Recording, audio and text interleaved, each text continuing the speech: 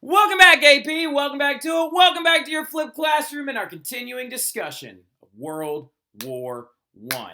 We are now going to pick up right where we left off in class, where we were talking all about how this war is progressing, right? So we spent a lot of time today talking about how World War I is progressing technologically, and also how the ideas and the facets of trench warfare are going to grow to define this war in a very big way. Now, a big thing that we will talk about today during this flip and stuff like that is how trench warfare would not really be seen on the Eastern Front as much. A lot of that doing with frost and permafrost and things like that. But let's not dawdle, right? The big thing that we actually talked about today was how technology is going to shape this war, right? Like we spent a little time talking about these guys right here, like tanks and stuff like that, and how they would actually be debuted as a way to try and cross no man's land. We talked about artillery shells and how they were used early on and claimed the most lives during World War I. We also talked about barbed wire and poisonous gas and the litany of other weapons that were designed to try and do one thing in particular: break that stalemate, right? Break that stalemate that is actually come to fruition on the Western Front, right? And you can see this in a huge number of battles that actually happen, right? Now, the list I'm about to throw up here real quick is not necessary that you write it down, okay? You don't need to write down the major battles, because at no point during an AP test are they ever going to be like, and at what battle was the tank debuted? It was actually the Somme, interestingly enough. But the big thing about it, though, is that there were a lot of major battles in World War I that usually were defined by certain aspects, right? For example, Gallipoli, the Dardanelles, and Jutland were some of the only naval engagements of the entire war. The first Battle of Verdun was a massive battle that claimed the lives of a lot of different, of so many different soldiers and so many different countrymen. The Somme is a huge one that claimed the lives of over 1 million individuals between the Central Power side and the Allied side. It's also the place where tanks were debuted, right? Passchendaele was one where literally the whole battlefield turned into muck and mud and stuff like that. It was absolutely disgusting. The Ypres campaigns were where the poisonous gas was originally used. But the big thing to understand is that casualties were extreme, right? Casualties were extremely high, mostly due to the fact that all this new technology is taking effect, right?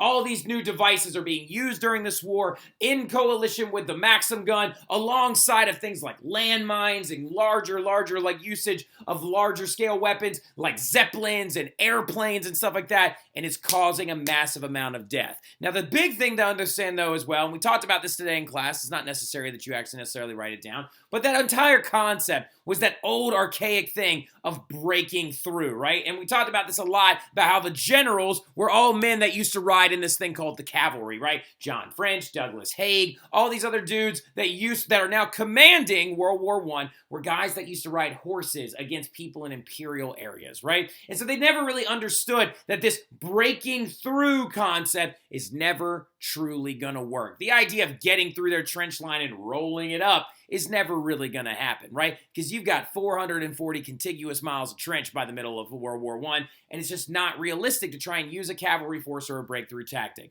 So what World War I has truly turned into is that right there. In all big red letters, and super important that you write it down, it is becoming a war of attrition, right? You will talk about this next year in your AP US class with Mr. Giardina when you actually discuss the war of tradition that was the Civil War, the American Civil War, right? Well, what a war of attrition is that no one is truly like winning or losing, right? You've got this big problem where no one's doing a really good job or a really bad job, or no one is clearly taking over. A war of attrition is where you are waiting for one side to run out of supplies and quit because they have to, right? Quit because they do not have the ability to fight the war anymore. You are basically trying to wait them out and being the last guy standing on this hill, right? Well, the thing about a war of attrition is it claims so many lives, right? Not only does the war of attrition in World War I claim a massive amount of lives on the battlefield, but it's also going to claim lives as well locally on the home front and things like that. We'll talk quite a bit about that in today's flip and stuff like that. Now, just to give you a little bit of hope, though, out there,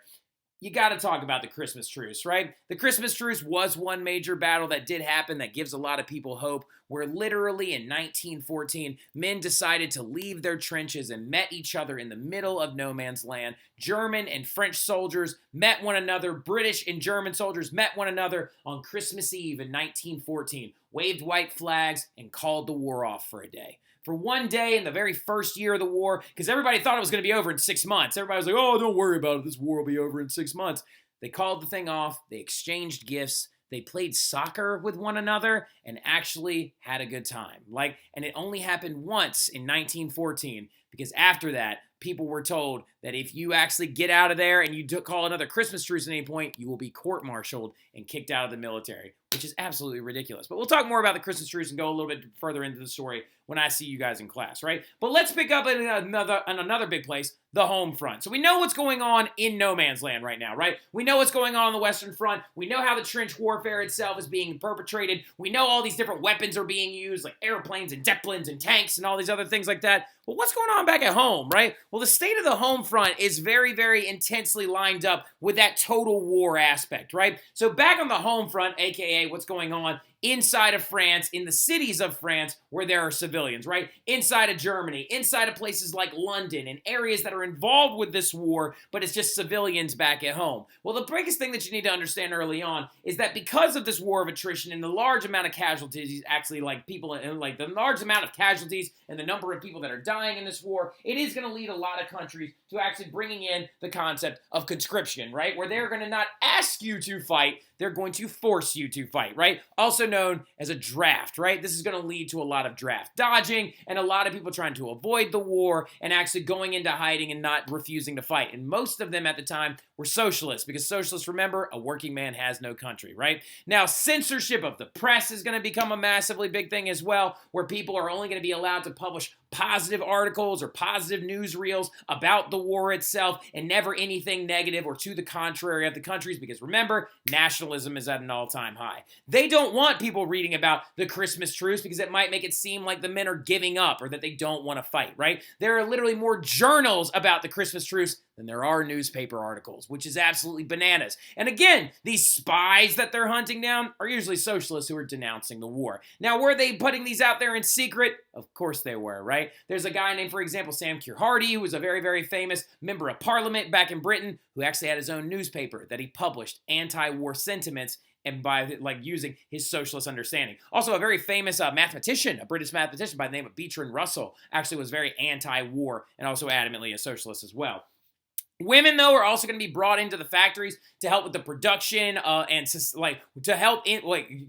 incorporated into production and society. They are going to begin to fill jobs that men actually left in factories and other areas within society, right? And now, is this going to have an effect on suffrage? Well, the answer to that is yes, it's going to have a massively positive effect on suffrage, because literally women are going to begin to start demanding the right to vote, right? These women right here are the Pankhurst sisters, who are very, very well known for saying, we are now entering the factories and we are the ones working, so we therefore deserve the right to vote. And actually, women's involvement in society, and especially in places like Great Britain, are going to earn them the right to vote by the end of the war, right? Unrestricted submarine warfare is going to be a big thing as well. Hunger riots and capitalism is going to be abandoned, right? So let's go ahead and get into this real quick, okay? Let's talk about unrestricted submarine warfare, right? So the big thing about it that you need to understand is that there's two things going on inside this war, and it has to do with how it's affecting people on the home front, right? So first and foremost, the Germans have adopted a very, very aggressive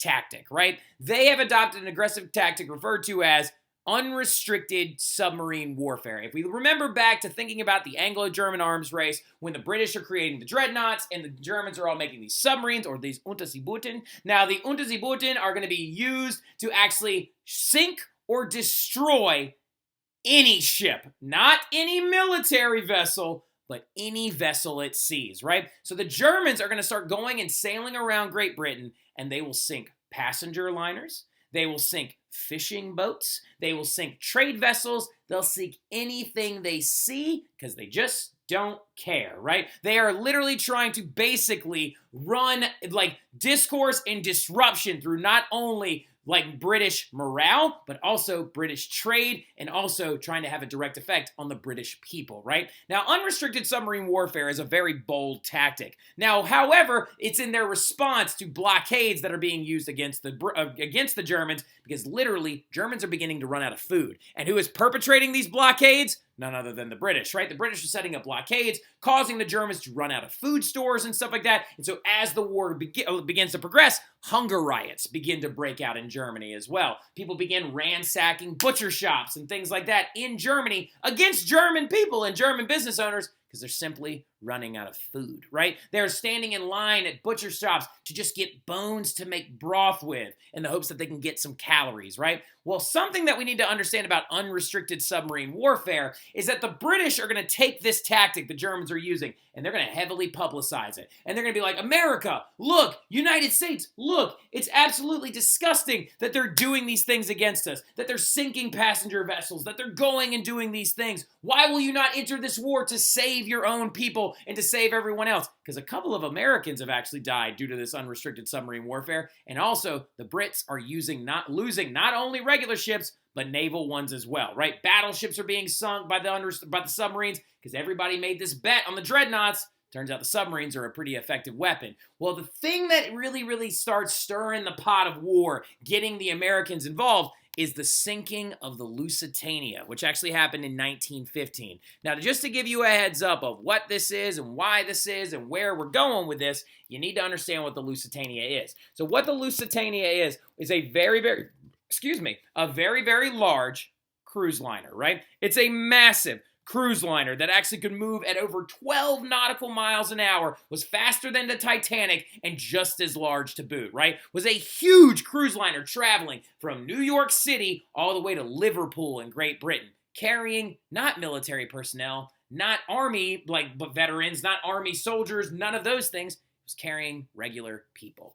Passengers, right? And what would happen is on May 7th, 1915, a boat called U-20, literally underwater boat, U-20 right there, like the actual Unterseeboot 20, torpedoed and sank the Lusitania. And it ended up, and of the 1,900 men and women and children traveling on it, almost 1,200 of them died, right? And they're civilians, y'all. They're not they're not military personnel. They're regular people. Men, women, and children drowned. And actually, because the boat itself went down in 18 minutes, right? 18 minutes it went from being on top of the water to being sunk right off the coast of Ireland, right? Well, the thing about it is again, why are the Germans using this? They're using this tactic because of the blockades being set up against them and how the British are using these aggressive tactics. But really quickly, something to keep in mind about the sinking of the Lusitania.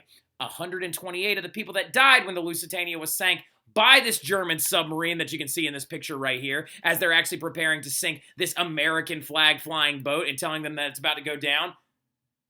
128 of those people that died were Americans, right? And this is going to incur the wrath of Woodrow Wilson, right? Woodrow Wilson was the president of the United States at the time, and he is going to write a series of telegrams to the German ambassadors as well as to the Kaiser denouncing the unrestricted submarine warfare and basically telling the Germans, if we catch you doing this again, the Americans will enter this war and we will come in and we will shift the tides of it completely, as we are a country that has been unaffected by this war, and we have an army that was ready to crush the Central Powers. And the British are like, yes, yes, yes, please join. And we don't. Actually, we do not get joined at this. It still takes us 2 more years to get involved in the war. But the sinking of the Lusitania demonstrates to us that unrestricted submarine warfare is a dastardly event that the Americans do not approve of, right? And all this stuff is going on in the Western Front. All these things are going on over in the home front. But now we got to move ourselves over to the Eastern Front. What's going on over there? What's going on over there in Russia? Because something we need to understand, y'all, is no one is struggling like Russia. Yes, Germany is being blockaded and hunger riots are breaking out. Yes, a British passenger liner, the cruise ship Lusitania, has been sunk by a German U-boat and 1,200 people have died. Yes, men, women, and children. Yes, 128 of them are Americans. Yes, all these things are messed up, but no one is struggling like Russia, right? Russia, just to give you a little quick recap, a lot of stuff been going on, right? The thing you need to understand is that basically Russia was never ready for this war, right? They just freed the serfs in 1861. They are in the midst of an economic downturn because they have believed that actually industrialization was their plan, was their way to go, and unfortunately, it just didn't quite pan out that way. That's why we have industrialization right there in 2 quotes, right? Industrialization just did not go the way everybody thought it was going to go in Russia, and they came into this war woefully unprepared, right? And it was so bad, in fact, that actually we saw the failure of Russian industrialization happen completely within the year of about 1905, right? So something that you need to understand is when we talked about Russian industrialization and Russian modernization in the 1860s under Alexander III, that's what's known as first wave industrialization, right? The first wave of industrialization that happened in like Russia, where Alexander II comes along, he frees the serfs, he starts trying to encourage people to like create new factory systems and move to cities and things like that, and it doesn't really go that well because he ends up being assassinated. Well, second wave industrialism was actually led by this Russian guy by the name of Sergei Witte, right? And Sergei Witte was an actual member of like the Russian government, right? And what he wanted to do was he wanted to build a railway that went all the way from St. Petersburg all the way to northern China in a place called Manchuria. And the railroad would be called the Trans-Siberian Railway. And it would connect the resource-rich area of northern China all the way back to St. Petersburg, the capital of Russia at the time, right? And so the thing about it was, though, is that Russia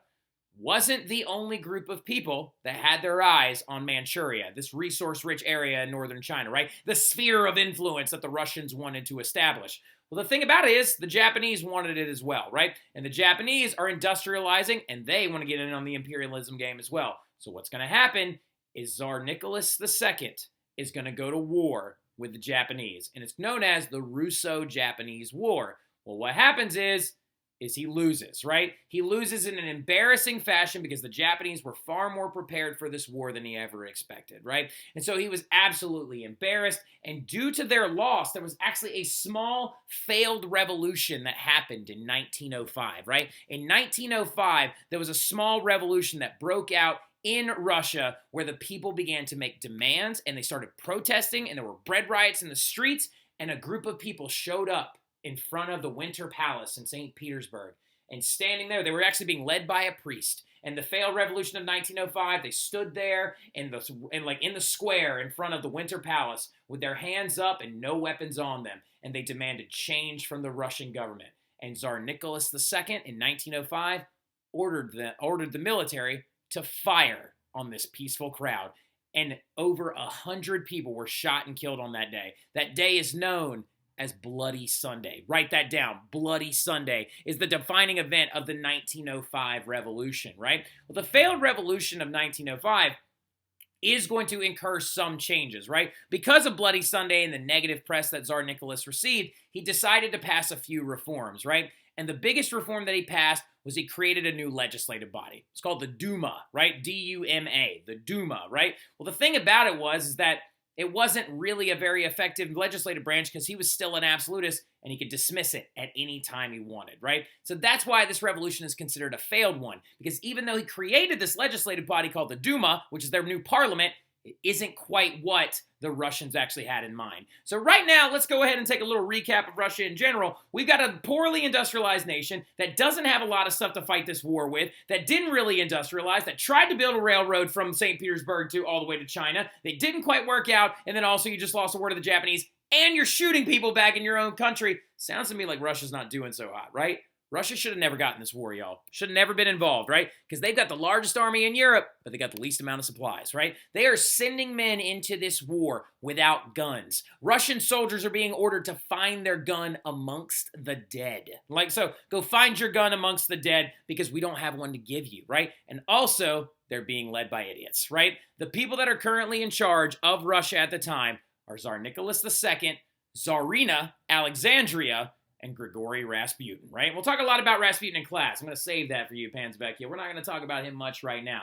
But the big things to understand about it is actually these two right here. Nicholas II, the weak-willed, kind of dumb, a little bit on the idiotic side, Tsar of Russia, who couldn't just say, we are not going to go to war, stop the mobilization. He went through with it anyway and had his own hand just as much in this whole thing as Wilhelm II, right? And then you've also got the Tsarina, right? Tsarina Alexandria, who the people of Russia hate with a fury, right? They hate her so much because, one, she's not Russian, she's Prussian, right? She actually speaks German, and they're at war with Germany, right? So they're blaming a lot of this on her. They also think that she has German sentiments and stuff like that, and she also doesn't speak Russian very well, right? So the Russians actually hate her, right? And then also, on top of everything else, she's hired a Russian mystic to actually help her rule alongside of her husband. And his name is Grigory Rasputin. And the only reason he's there is to keep the little crown prince alive and stuff like that. The thing that you need to understand, though, as well, is that the Eastern Front is being dominated by the Germans, right? The Eastern Front is the fact that the Russian armies get stalled out in the Eastern Front, right? And 2.5 million Russians died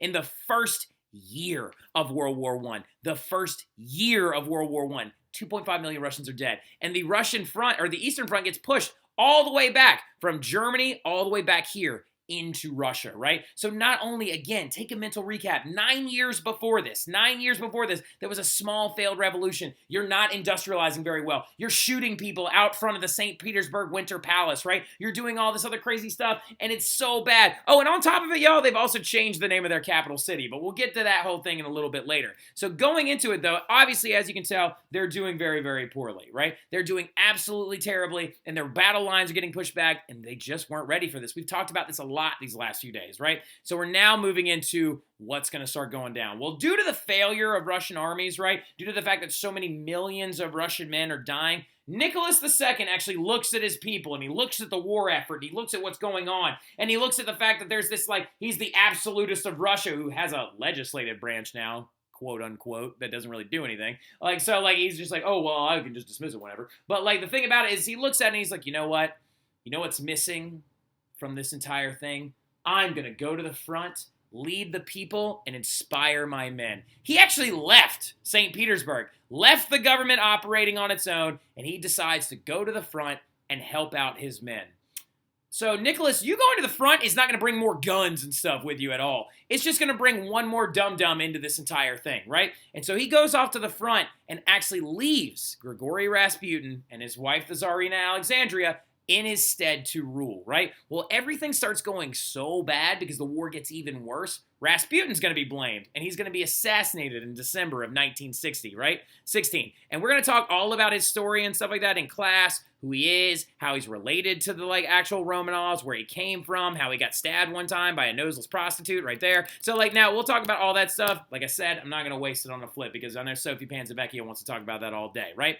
Well, the thing you need to understand is that it's getting so bad right now, right? So poor, so aggressively awful that by 1917, bread riots are breaking out all over Moscow and Petrograd, right? Some of you are like, excuse me, Mr. Terry, what's Petrograd? So, fun fact, at the outbreak of World War I, most Russians at the time were like, you know what? St. Petersburg sounds a little too German. Let's change the name to something more Russian sounding. So actually, Petrograd is the name that they actually changed St. Petersburg to, right? So if you see the word Petrograd from now on, it just means St. Petersburg, right? Because the Russians were like, St. Petersburg's not Russian enough. Nationalism. And so they actually changed it. But bread riots are beginning to break out all over the streets of these major cities because Russians are running out of food, right? They're running out of food. The armies are doing terribly. Deserting is becoming a really big problem in the Russian army because they're like, you want me to find a gun amongst the dead people? How about I just go home? Like, so, like, I don't know about y'all, but I definitely think I would do that as well. And then all of a sudden, on International Women's Day, a crowd of women spilled into the streets of Moscow. Look at these women that are actually standing right here, holding up this banner alongside, look at that woman right there, woman right there, woman right there, alongside of these military officers. They spilled into the streets, and they held a protest. And they began to march down the streets of Petrograd, right? And what happened is they were demanding more rights. They wanted their families to be taken care of. They wanted more action from the government. They were sick and tired of the way things were going, and they demanded that Nicholas act fast. And then everything got sideways because Nicholas is about to pull another Bloody Sunday, y'all. He's about to be like, all right, military, shoot them. And this time, though, the military dropped their weapons and joined the protesters, right? Nicholas has lost the complete respect of everyone around him, y'all. Everyone around him is done with him. They're like, no, thank you. We will not be doing that, right? The military turned on him. And Nicholas is going to abdicate the throne because of that. His advisors come up and they're like, the only way you're going to be able to stop this whole thing and not die at this moment when the military turns on you is to abdicate the throne and show the people that you want change, right? And what's going to happen is the provisional government will be ushered in. And we'll talk a lot about that in class when I see y'all next time. And we're going to talk a lot of Russian Revolution stuff and spend a lot of time in our notes and things like that in our next class. So come prepared. We got to wrap up the Russian Revolution by the end of the next flip. And then we're going to worry about the end of World War I, the interwar years, and World War II going into the next stuff, or in the next unit, okay? But I'll see y'all soon. Y'all have a good one.